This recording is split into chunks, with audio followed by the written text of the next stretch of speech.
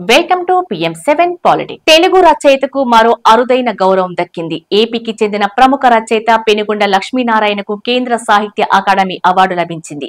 Jury సభ్యులు 21 భాషలకు గాను అవార్డులు సొంతం చేసుకున్న వారి పేరు ప్రకటించారు. ఇందులో తెలుగు భాషకు సంబంధించి పెనుగొండ లక్ష్మీనారాయణకు అవార్డు దక్కింది. ఆయన రాసిన దీపిక అభ్యుదయ వ్యాస సంపుటికి ఈ అవార్డు లభించింది.